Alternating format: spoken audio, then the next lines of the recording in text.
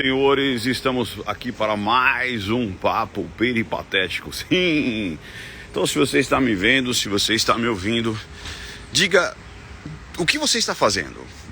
E se você quer continuar assistindo, depois clica em continuar assistindo.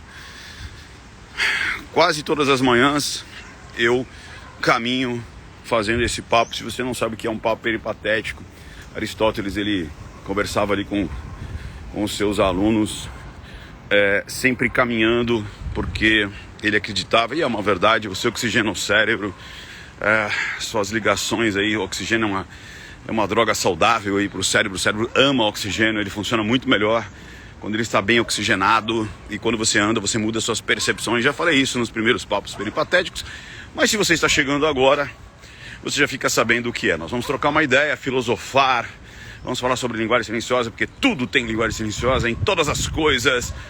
Ontem mesmo, foi ontem, né? Foi ontem. Pra vocês terem uma ideia, né? Quarta-feira eu apresento Linha de Frente, né? Gravado pro de sábado, Linha de Frente especial, que é de sábado.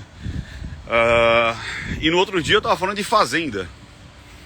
Sim, senhoras e senhores. Então, tudo tem linguagem silenciosa. Eu tô lá no Link Podcast, que agora está direcionado para a Fazenda, lá na Record. Então eu gravo de quarta-feira na Jovem Pan, gravo de quinta é ao vivo lá na Record, né? Semana que vem estou gravando para Brasil Paralelo, para falar sobre, acho que é psicanálise, se eu não me engano. Então, hoje a Brasil Paralelo se tornou ela tem o maior número de assinantes, somando o Globo, Folha, Estadão. A Brasil Paralelo, ela tem mais assinantes do que todos esses jornais juntos. E eu fico muito feliz por fazer parte disso, né? O quanto que a linguagem silenciosa, ela está aí na boca do povo e sendo utilizada nos mais diversos fins. Inclusive foi essa semana também, fiz ali um pós-fácil ou uma apresentação no livro Interrogatórios Eficazes, do o juiz doutor Jorge. Fiquei muito feliz pelo convite. E semana que vem também palestro para um congresso de medicina internacional. Se eu não me engano vai ser Brasil, Moçambique, Bolívia, alguns países aí, sobre medicina integrativa. E eu vou abrir o congresso falando da linguagem silenciosa na anamnese. Então tá muito legal isso, tá muito bacana o quanto que E sábado que vem palestra em Londres. Não esse sábado, o outro estou palestrando em Londres, levando a linguagem silenciosa para Londres e também recebendo o Top of Mind UK pelo reconhecimento aí dos trabalhos da linguagem silenciosa. Lembrando, cara, que eu sou simplesmente a ponta do iceberg. Eu sou simplesmente o representante de todos os venturianos, de todas as pessoas que curtem, utilizam e percebem a linguagem silenciosa como uma ferramenta que potencializa a tua percepção, né? Isso é muito importante.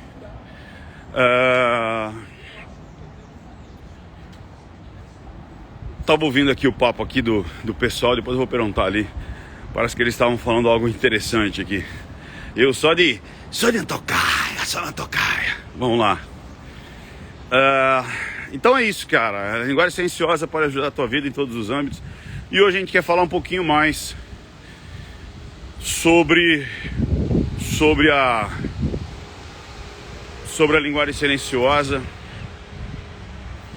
Vocês querem que eu analise, né, o debate? Provavelmente eu vou analisar. Eu acho que tem que analisar. Pena que eu não sei se foi de propósito ou não. Bom, eu posso até... Vocês querem que eu fale do debate? Eu posso dar Eu não ia falar do debate, mas eu tinha preparado uma outra coisa. Preparado assim, né? Eu não preparo absolutamente nada quando eu venho falar aqui. Eu vou conversando e vou trazendo esse conteúdo. Mas eu tinha previsto, quando eu estava lá em cima, lá no apartamento, falar sobre sedução. Mas eu acho que é melhor a gente falar sobre o debate. Então, vamos falar sobre o debate. em linhas gerais. Depois eu vou fazer análise, provavelmente eu faço análise. É muita coisa, é muito grande, cara. Você não tem ideia o quanto de trabalho que dá para você organizar isso, além do que é material da Globo, aí para subir no YouTube cai, você tem que mudar a rotação, você tem que mudar tudo para conseguir subir, e mesmo assim corre-se o risco de não conseguir subir. Eu não assisti até o final, eu acho que eu assisti até até que hora foi? Vocês sabem até que hora foi? Eu fiquei até uma e pouco da manhã. Já recebi, olha que loucura, né? Deixa eu falar sobre isso, que acho que isso é importante também. O quanto que já estão boicotando os brasileiros no Japão. Tem gente aí do Japão? Tem alguém do Japão? Japão já foi falar do Japão, já deu um treleli aqui. Tem alguém aí do Japão? Foi até 1h30, então eu fiquei quase até tem gente falando 1h30, 1h50. Foi até 1h50. Eu fiquei até 1h30. Então perdi pouca coisa. Tem gente falando 2 horas, enfim, deve ser 1h50, né? Se tiver gente do Japão aí, estão boicotando a votação no Japão.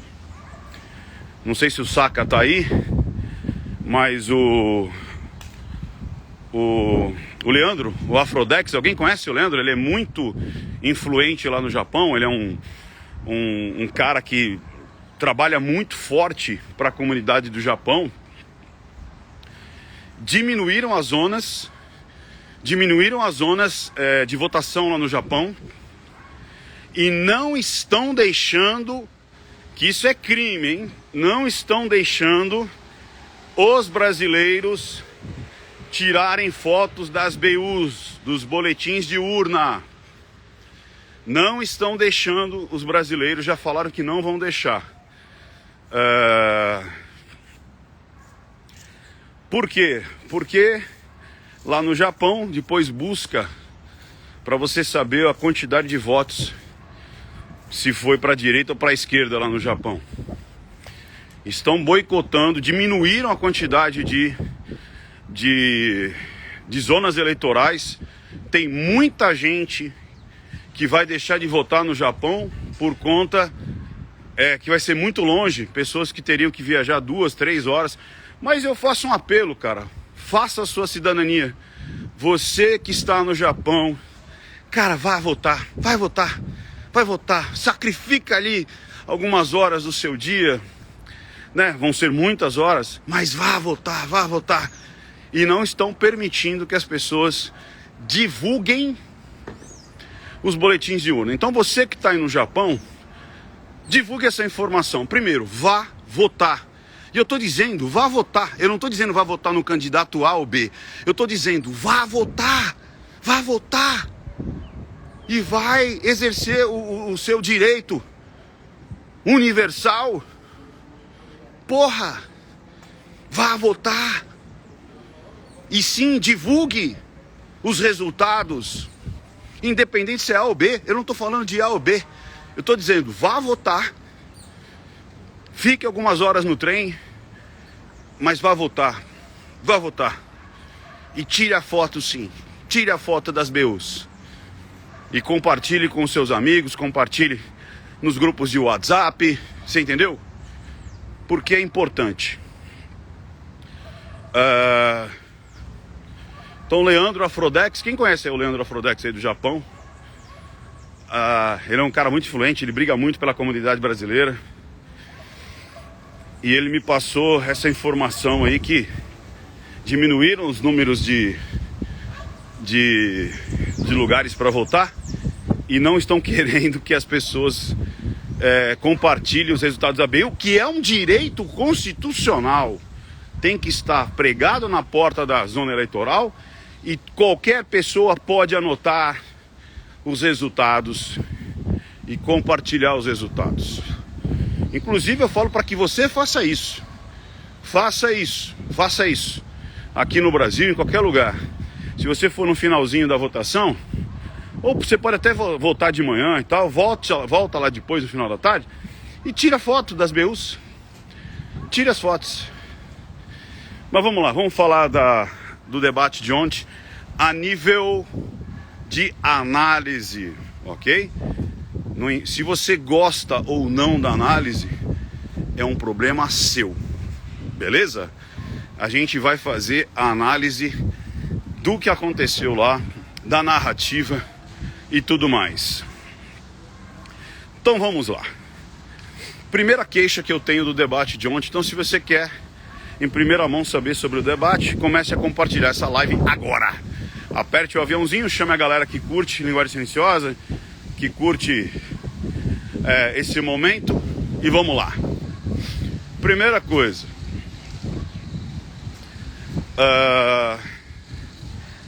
a Globo não foi legal a forma que eles estavam fazendo a captação das imagens. Eu não gostei da captação das imagens. Por quê, Ricardo? Porque o legal, isso inclusive eu dei um toque quando eu fazia as análises do Cabrini. Provavelmente eles assistiram, né? Porque o Cabrini curte o canal. O Cabrini já disse isso algumas vezes. No Vilela mesmo ele elogiou o canal, elogiou as análises. E eu disse para que a câmera ficasse na cara do entrevistado até no momento da pergunta. Por quê? Porque é importante nós vermos a reação da pessoa também no momento da pergunta. Isso é muito importante. E não pegava. Muitas vezes as pessoas ficavam focando a pessoa fazendo a pergunta. E é engraçado que isso é a primeira regra quando você está fazendo uma... Eu não sei se aqui tem psicólogos, psiquiatras, psicoterapeutas, mas a primeira regra, e é engraçado que poucas escolas ensinam isso, poucas faculdades ensinam isso, até por conta que a linguagem silenciosa ainda é uma novidade, mas como eu disse, né, eu vou agora abrir um congresso internacional de medicina integrativa, falando justamente da linguagem silenciosa, semana que vem. O que eu digo, e é engraçado o vício da gente olhar para o interlocutor que está fazendo a pergunta. A grande sacada, quando você está fazendo uma supervisão numa anamnese, é você não olhar para quem está fazendo a pergunta e você olhar para a pessoa que está recebendo a pergunta. Você vai ter muita informação a respeito do que ela acha sobre aquela pergunta. Então a primeira coisa que eu não gostei foi isso, que mostrava muito pouco a reação da pessoa ao momento da pergunta, né?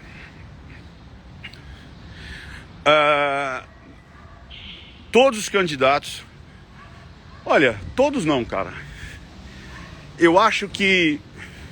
Pô, estão cortando ali, tá fazendo um puta barulho ali. Eu acho que ou estava menos nervoso, ou, vamos dizer assim, menos nervoso. Era o cara do Novo. O cara ali do Novo, não sei o nome dele. Porra, pior que acho que o único que eu não sei o nome é o cara do Novo, cara. Tem a Tebet, que o Lula chamou ela de Step de novo, né? Tem a Tronic, tem o Padre, tem o Bolsonaro e tem o Lula. O cara do Novo é o que estava menos nervoso. É Dávila o nome dele? É isso aí. Então, eles estavam muito nervosos. Eu achei muito estranho. Uma tensão grande de todos eles. Uma tensão muito grande de todos eles.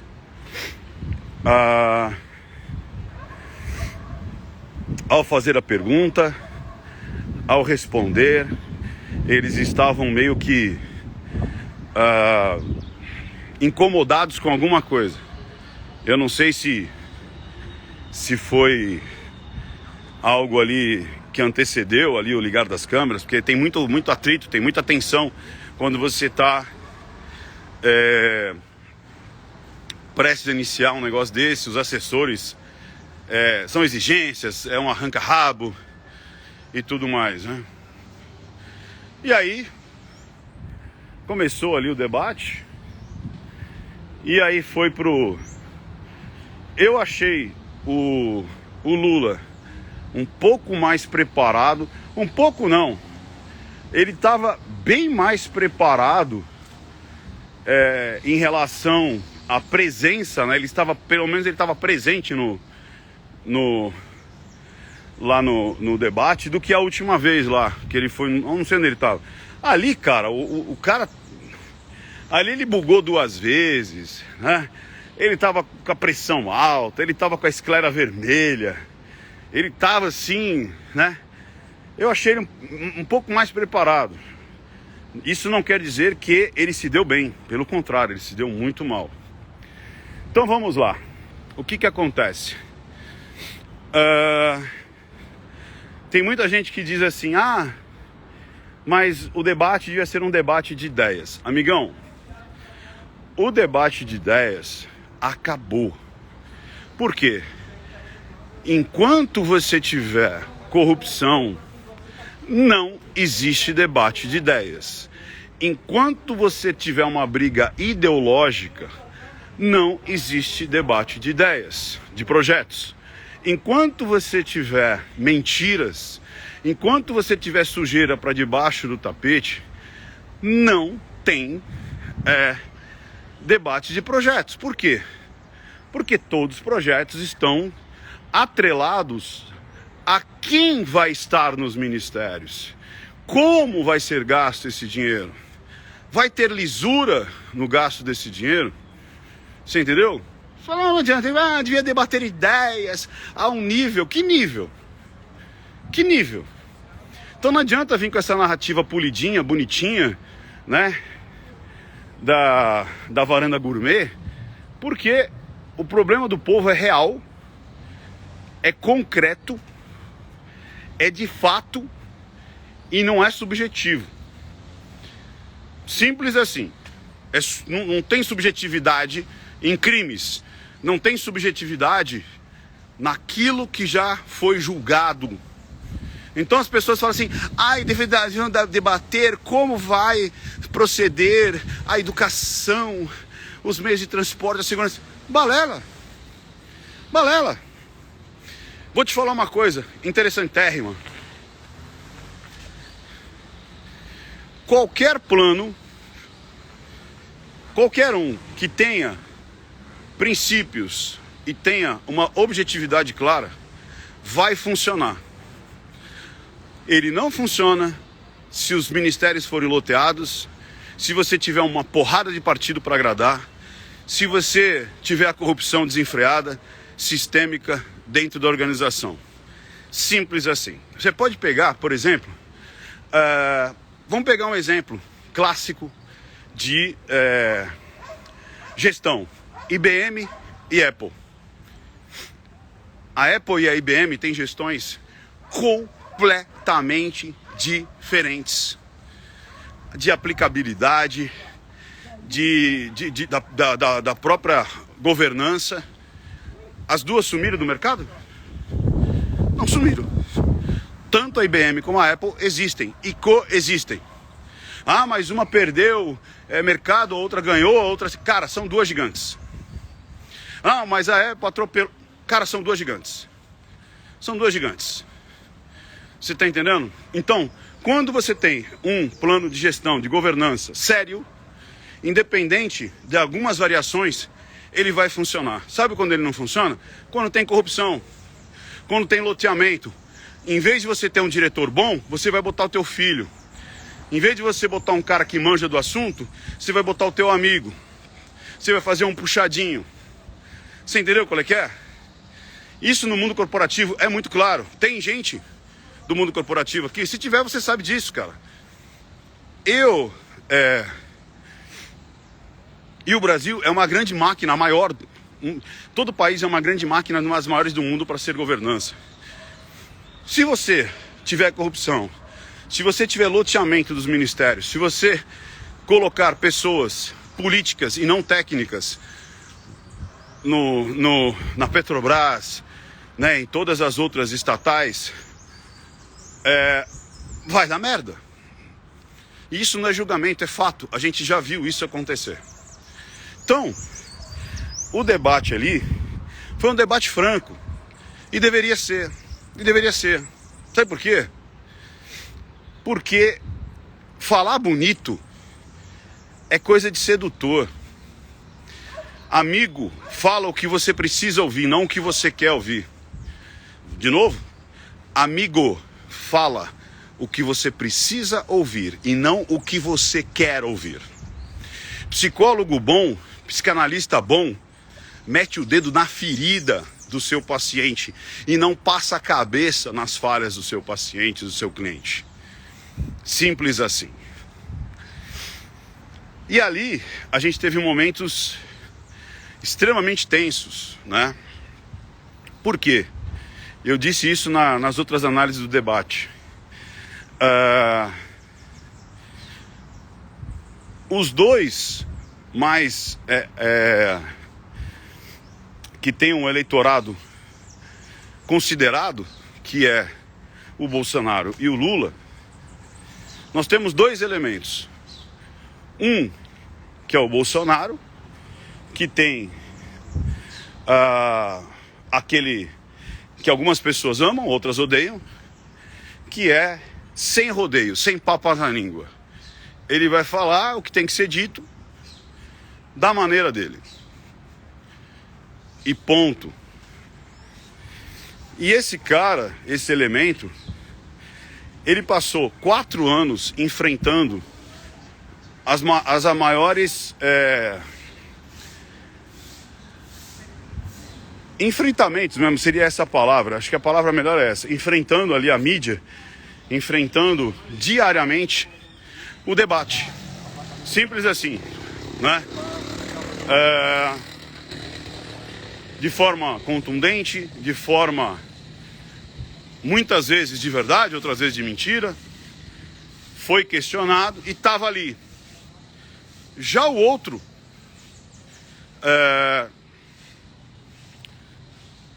passou praticamente 15 anos sem ser confrontado. 15 anos. 15 anos sem ser confrontado. Dialogando com seus pares. Dialogando com a Mônica Bergamo. Dialogando com reuniões controladas. Até hoje o comício é controlado. Então quando ele pega um padre, como é que chamava o padre lá? Quando ele pega um padre que fala assim, aconteceu isso no teu governo, na Nicarágua estão pegando padres, olha, você não entra numa igreja, olha, você não segue a catequese, por que você fala de cristianismo se você não segue a catequese? O cara entra em parafuso, e aí deu no que deu, começou a gritaria. Quando o Bolsonaro traz a questão do Celso Daniel, basta dar algumas gulgadas para você saber que o caso Celso Daniel é extremamente cabuloso, não é um crime comum. Eu não sei se vocês sabem. Sabe quantas pessoas morreram a partir do assassinato, tortura e assassinato do Celso Daniel? 8 pessoas. 8 pessoas. O delegado morre, o cara da perícia morre, o delegado me corrija alguns elementos, eu vou falar alguns de cabeça. Perito, tenho certeza que morreu. O garçom que atendeu eles naquela noite, morreu. O cara que assistiu a coisa, acho que era um motoboy que estava ali na hora, morreu. Né? Acho que o delegado do caso morreu. Cara, 8 pessoas que estavam ligadas, isso aí, o garçom morreu. 8 pessoas que estavam ligadas ao caso Celso Daniel, que foi torturado e morto, morreram.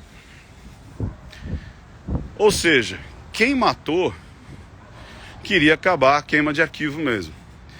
E a Gabrilli, ela traz isso constantemente. E ela esperou esse momento, ela traz isso constantemente. E ela esperou esse momento que tem os holofotes ali, para levantar de novo. E ó, eu vou levantar uma bola aí para vocês. Gabrilli com certeza tem provas. Por quê? Você percebe que o Lula não contesta ela? Você percebe que quando ele falou, a Gabrilli falou que inclusive falou para Tebet, né? Olha, a sua vice afirmou que o Lula mandou matar o Celso Daniel por queima de arquivo e ainda recebeu 12 milhões, né? Para dar um cala-boca. Senão a coisa ia degringolar, né? O que a Tebet faz? Eu confio na minha vice.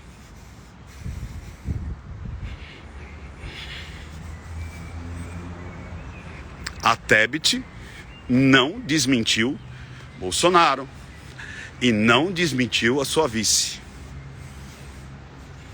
A Gabrilli é a vice da Tebet.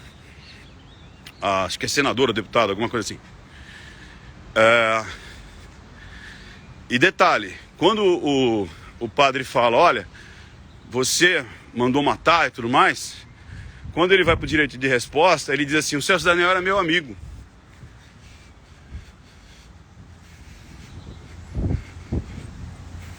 E aí? Ele não se defende, ele não recua. Cara, tem muita coisa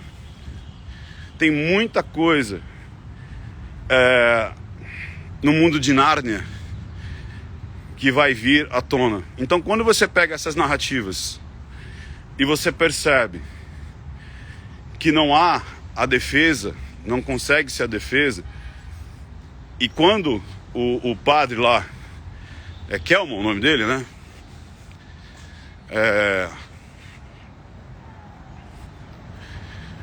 Bate de frente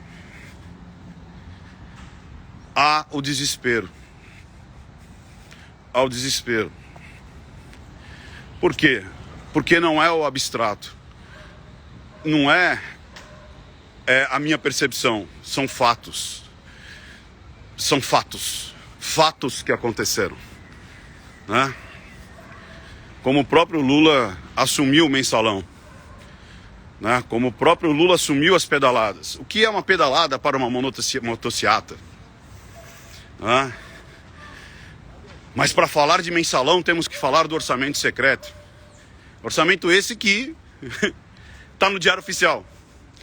A imprensa, mais uma vez, deu um apelido para parecer que a coisa era ilegal, né? Então, a Tronic, é Tronic, né? Porque eu tô igual o Lula. Step, Kiptronic, Kiptronita. Como é que é o nome inteiro da moça lá? Quando o Lula chama o padre de... Qual dos dois que falou que o padre era fake, o padre era de... Como é que é? De festa junina? Cara, ali o negócio foi de doer. Porque justamente aquela lisura, aquele respeito, né, que é exigido, não é dado. Soraya é o nome dela. É isso aí, muito obrigado. E é Tabet ou Tebet? Vocês sabem que eu troco letra pra caramba, né?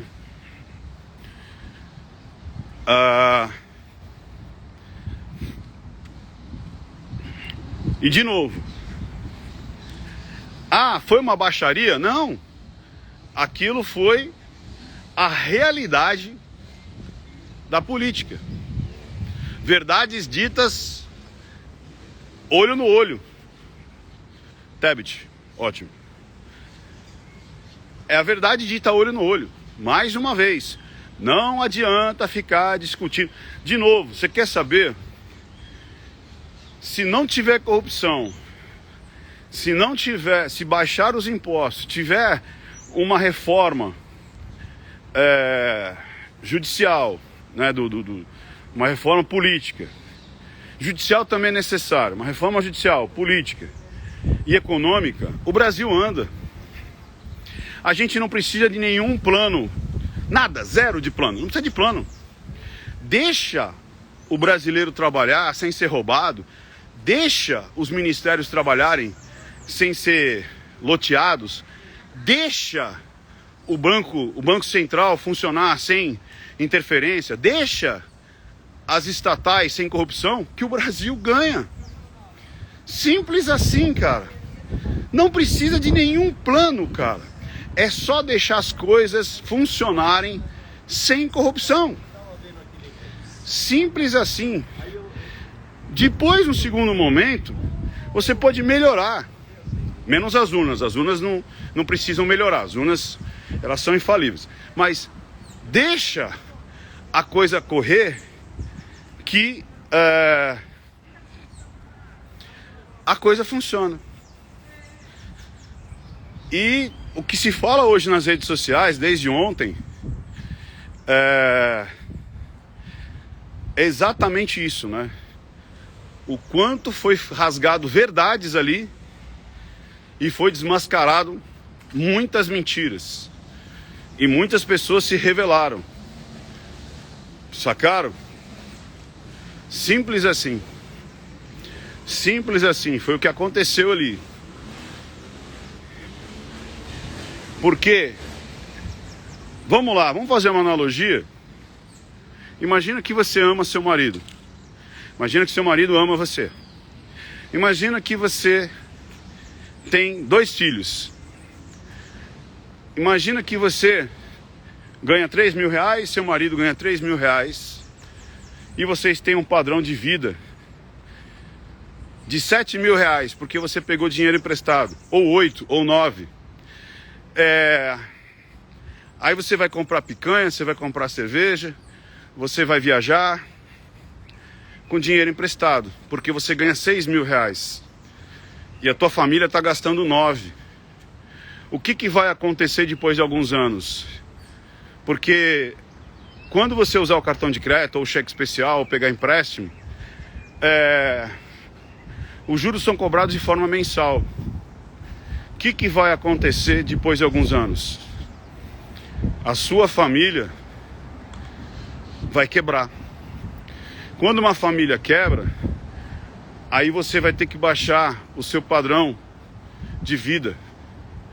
Aí a sua filha e seu filho vão ficar putaço com você, porque vão ter que sair daquele colégio, vão ter que sair da aula de luta, da aula de música. E aí você precisa pagar os agiotas, porque você ganhava 6, você levantou uma vida de 9 mil reais. E aí o que acontece? Discórdia.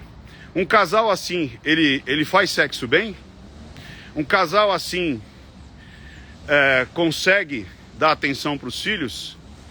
Um casal assim consegue pensar nas coisas básicas? Ou ele só vai ficar pensando na dívida que ele tem que pagar?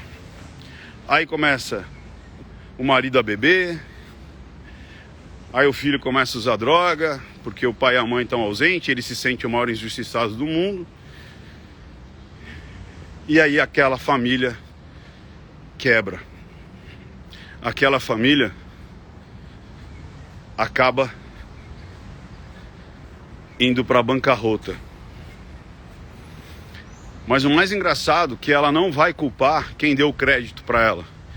Ela vai culpar a situação atual que ela vive. Sacaram? Deu para entender? Simples assim. Só que as pessoas agora têm a rede social. As pessoas, elas conseguem ver a realidade e não há mais o jogar a sujeira para debaixo do tapete. As pessoas com menos de 30 anos, elas não sabem o que foi o mensalão, o petrolão. Elas não sabem o que foi pegar estatais O que são estatais? São empresas geridas pelo governo. Aí eu ponho lá um cara, um gestor? Não, eu ponho o meu amigo. Não, eu ponho o cara do... Como eu tive que fazer conchavo com 10, 15, 20 partidos, aí eu vou botar um partido para gerar cada empresa. Aí como você é uma estatal, imagina que você tem 2 pizzarias numa cidade, ou 2 pizzarias no seu bairro, beleza? Então vamos lá, você tem 2 pizzarias no seu bairro. O que você precisa para tocar uma pizzaria? Um pizzaiolo, um entregador, uma pessoa para pegar os pedidos, não é isso? Então você precisa de 3 pessoas para fazer a coisa rodar. Então você tem um pizzaiolo, você tem, né? Ou de repente você e o seu sócio, vamos botar 4 pessoas, né? Uma pessoa para atender, outra pessoa para ajudar ali, um ajudante do pizzaiolo e o motoqueiro para entregar as pizzas. Aí você vai fazer as compras para fazer essa pizza. Você vai comprar em qualquer lugar? Você vai comprar a massa, a farinha, o queijo, o tomate em qualquer lugar? Não, você vai comprar aonde? No lugar mais barato. Para quê? Para você fazer uma pizza que tem um preço interessante ou tem um lucro bom. Aí o cara da outra pizzaria vai olhar pra você e vai falar assim: porra, o cara tá vendendo pizza ali a 50 reais.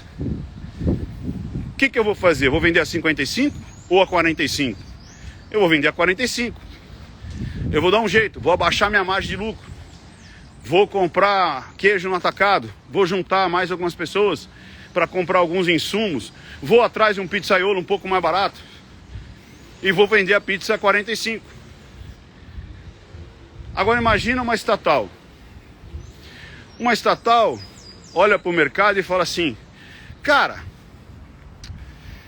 poxa vida, para eu chegar aqui eu tive que pegar ajuda de várias pessoas. Então meu tio me emprestou dinheiro, o outro lá fez uma campanha para mim, o outro ali fez o meio de campo para eu alugar aqui. Então, em vez de um pizzaiolo, vamos botar 3. Aí o cara põe 3 pizzaiolo, porque ele tem que enfiar a gente lá dentro daquela pizzaria estatal. Aí ele põe 3 pizzaiolos, mas só precisa de um. Não, mas põe 3. E o salário deles? Ah, põe o teto do salário aí. Aí em vez de um motoqueiro, vamos fazer o seguinte: vamos alugar daquela empresa que é do meu amigo. Em vez de a gente contratar um motoboy, vamos sublocatar para que o cara... Ah, mas o mínimo que ele contrata é 5 motoboys. Tá bom, vamos contratar. Aí você tem uma pizzaria governada pelo Estado, pela gerência do Estado, corrupto, com 5 pizzaiolos, mais 5 motoboys. E aí a pizza, vamos comprar no lugar mais barato os insumos? Não, vamos comprar do meu amigo aqui, ó.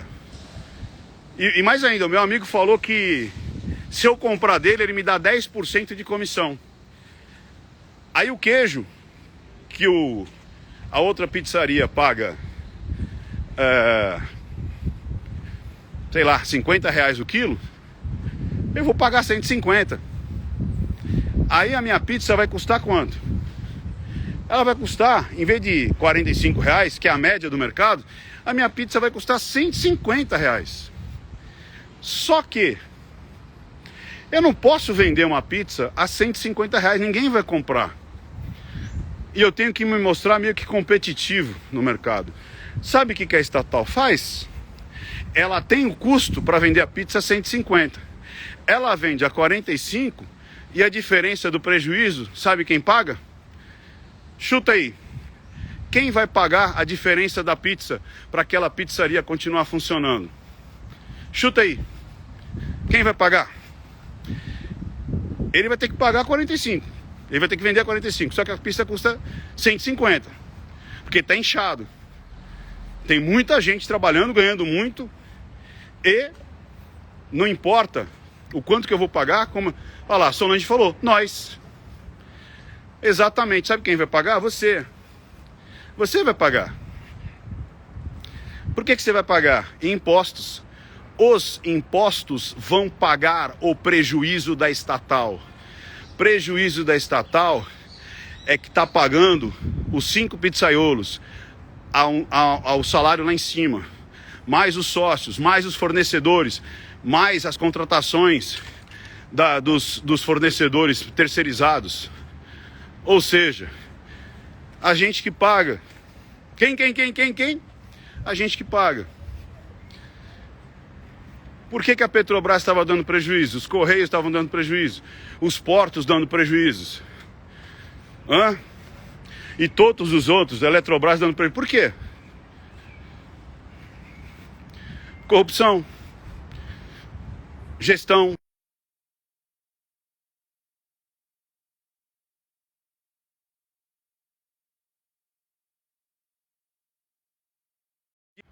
Voltou?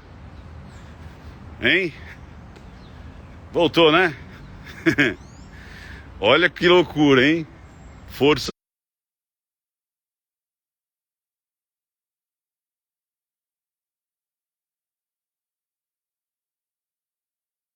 ocultas, hein? Travou exatamente na explicação do sistema. Exatamente, cara. Exatamente. Mas voltamos aqui, ó. Voltamos ou não? Quem estiver me vendo fala, voltou, Ricardo, voltou. Olha lá, voltou. Bem na hora da explicação do sistema, né? Umas coincidências que acontecem, né? É muito louco isso, né? Então, cara, o mais importante hoje é que essa corrupção sistêmica de bilhões, trilhões aconteça, porque esse dinheiro, as pessoas que têm menos de 30 anos, que foram doutrinadas nos últimos 20 anos, elas não têm noção que foi o mensalão, o petrolão, elas não têm noção, e elas acreditam que aquele dinheiro não saiu do bolso delas, saiu do seu bolso.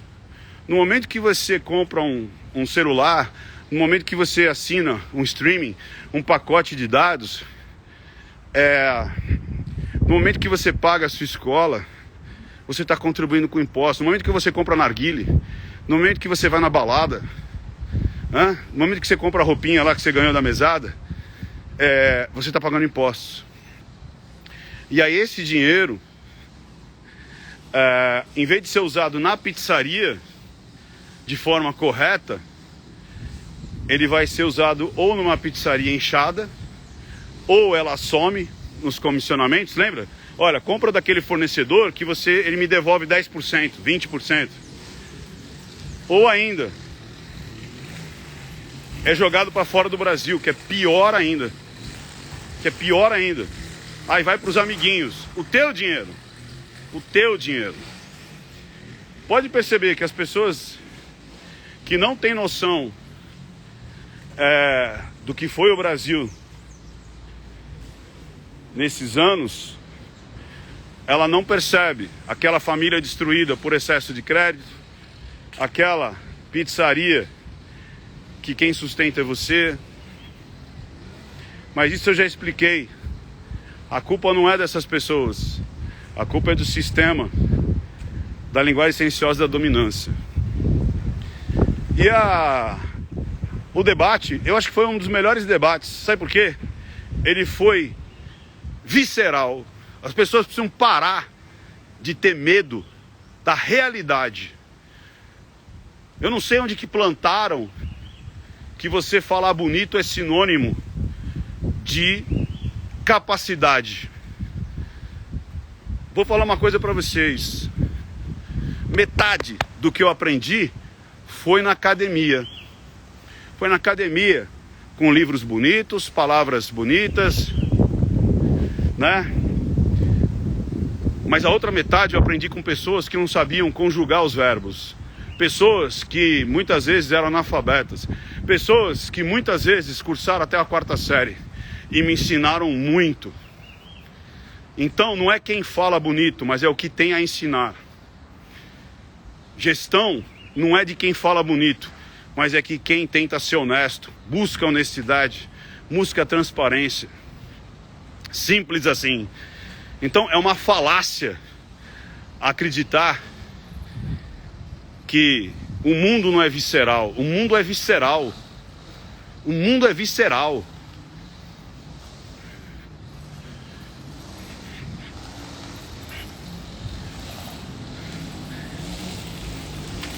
Por fora, bela viola, por dentro, pão bolorento.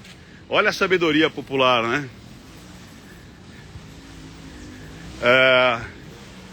Esse debate foi muito bom.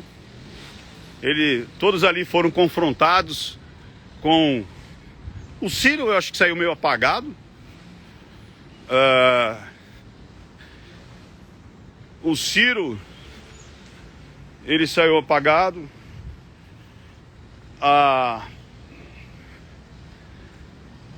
As questões que deviam ser trazidas à tona foram trazidas.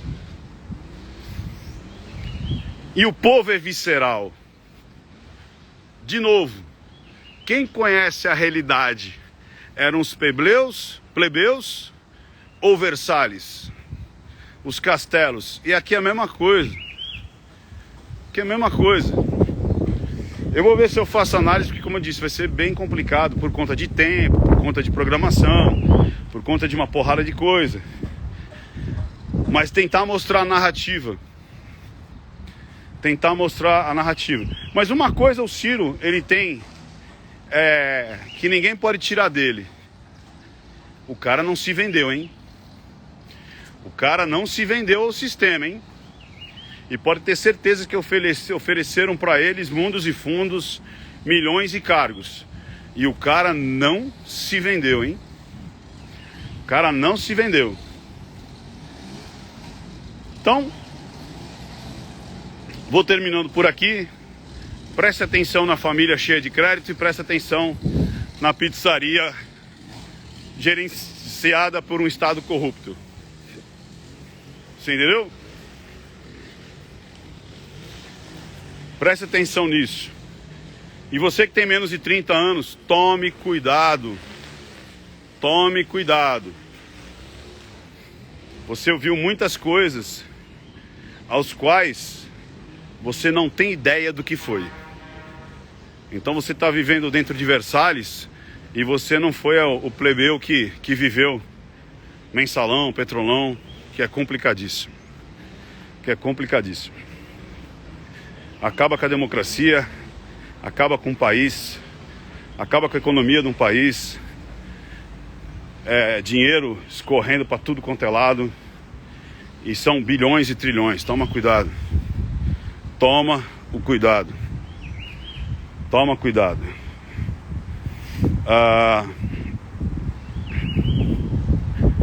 E vamos ver se eu consigo fazer análise hoje. Beleza? Vamos fazer análise da narrativa. E o debate, o resumo dele foi um debate visceral e necessário. Foi um debate extremamente visceral e necessário. E pesado, hein? Trouxeram à tona ali coisas, e no ao vivo, né? Que não dá pra desmascarar. E o caso Celso Daniel é um, que é fortíssimo. Nós estamos falando de assassinato. Nós estamos falando de morte, tortura. E não só do Celso Daniel, 8 pessoas do caso também foram assassinadas. Então toma cuidado. Toma cuidado, porque não é um jogo político. É um jogo de poder. Toma cuidado com isso. Nós não estamos falando de um jogo político. Nós não estamos falando de governança política. Nós estamos falando de uma briga de poder internacional, inclusive. Nós estamos falando de ideologias internacionais. Que o Brasil tem uma captação muito importante nesse cenário, geopolítico. Nós estamos falando de geopolítica, nós estamos falando de narcotráfico, nós estamos falando de influência pesada. Você entendeu? pesada. A mídia quer acreditar que a gente só está falando de direita e esquerda. Não é isso não, viu? Toma cuidado, a coisa é muito mais séria do que a gente está tendo contato. Beleza, pessoal? Então hoje o papo peripatético foi para mostrar que pessoas são viscerais, o mundo não é cartesiano, as pessoas quando são confrontadas elas mostram quem elas são, e as pessoas de casa perceberam, entendeu? Então toma cuidado, que não é só brincadeirinha de direita e esquerda não, e Brasilzinho, sabe? Ai, esse aqui é mais... Não, a coisa é bem pesada. É bem pesada. E o seu voto vai definir o que o Brasil será, não é nos próximos 4 anos, é praticamente na próxima era. Então toma cuidado, não é simplesmente gestão de governança. O Brasil tem um papel importantíssimo no geopolítico, principalmente se a gente falar do agro. O agro que já foi chamado de fascista, né? Que está alimentando 1 bilhão de pessoas e que ocupa só 7,5% do território nacional. 7,5%. Se a gente só dobrar de 7,5% para 15%, a gente toma conta do mundo. E tomar conta do mundo e as pessoas subirem de posição, elas vão virar classe média. E tem uma galera que odeia a classe média, porque a massa de manobra é muito mais fácil de você dominar. Então quando você a maré sobe e sobe para todo mundo, toma cuidado. Toma cuidado. Toma cuidado porque a coisa não é brincadeirinha não. Não é brincadeirinha de fla-flu. Não é brincadeirinha de para chegar no domingo à noite e falar aí, ganhamos, não. É muito mais forte. E pode perceber,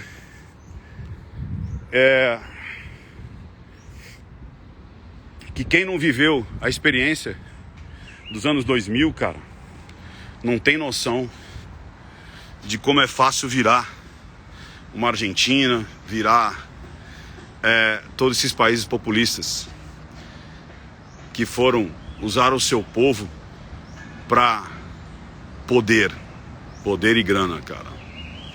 Beleza? Vou ver se eu consigo fazer a análise da narrativa toda ali, mas basicamente é isso. Pessoas no seu estado visceral, sendo desmascaradas e mostrando a realidade dos fatos sem o filtro do grande mainstream, sem o filtro das redes dos portais jornalísticos. Beleza?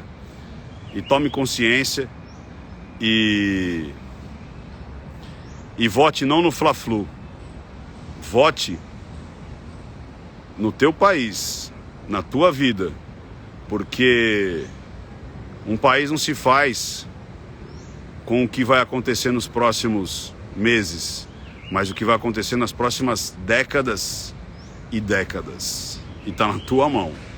Até mais, pessoal. Tchau.